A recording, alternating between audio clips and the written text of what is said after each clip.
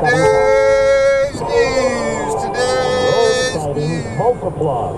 Hovering. Sitting right there.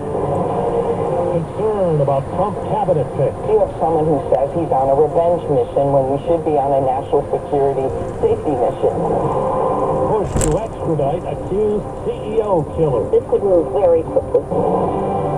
Good morning, I'm Steve Cation. With the CBS World News Roundup, the search for answers intensifies as drone sightings increase. They've now been spotted in at least 6 northeastern states.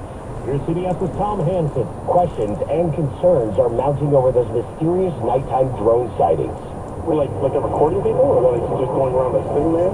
Let me answer. In Boston, 2 men were arrested Saturday near Logan Airport for what police say was a hazardous drone operation. And here in New Jersey's Monmouth County, police released a heat map to help track drone sightings in real time.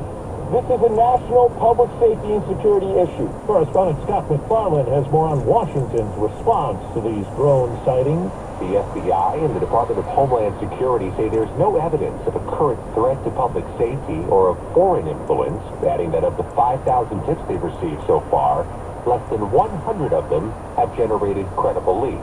Some of those drone sightings are in fact drones. Some are manned aircraft, but I want to assure the American public that we are on it. But still, members of Congress, including President-elect Donald Trump's pick to be National Security Advisor, are demanding more. What the drone issue points out are kind of gaps in our agencies, gaps in our authorities, and I think Americans are finding it hard to believe.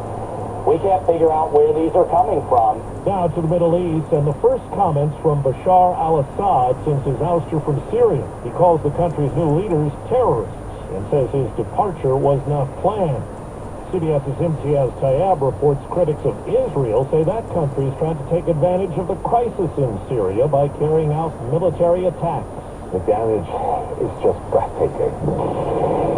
Like this massive strike overnight in the coastal city of Tartus. According to the Syrian Observatory for Human Rights, Israeli warplanes destroyed Syrian air defense units and other naval and military assets. The lightning-fast takeover of Syria 1 week ago by Hayat Tahrir al-Sham rebels has also seen Israeli forces carry out a land incursion that stretches past the occupied Golan Heights into a previously demilitarized buffer zone. Ahmed al-Sharaa, Syria's de facto new leader, has criticized what he described as Israel's, quote, uncalculated military adventures. 2 Russian tankers are spilling oil near Ukraine after they were damaged during a heavy storm. This happened in an important shipping lane in the Black Sea. At least 1 person was killed. Reports from Russia say the ships were carrying almost 9,000 tons of fuel oil. They're trying to figure out how much of it leaked. Today, a South Korean court began deliberating the fate of President Yoon, who was impeached by lawmakers over his brief martial law decree. Yoon is resisting efforts to get him to answer official questions about the action. Here at home, CBS's Nicole Killian has the latest on President-elect Trump's efforts to bolster some of his cabinet picks.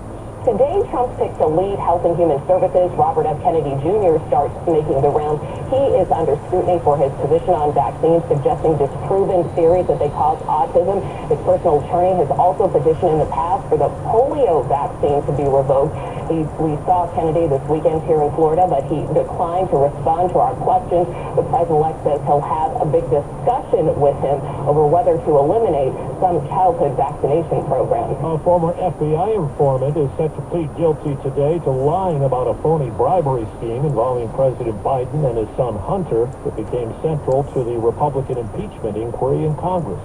Alexander Smirnov has been behind bars since his arrest in February. 4 minutes after the hour. Well, that's today's news. Today's news. I didn't hear any good news, did you?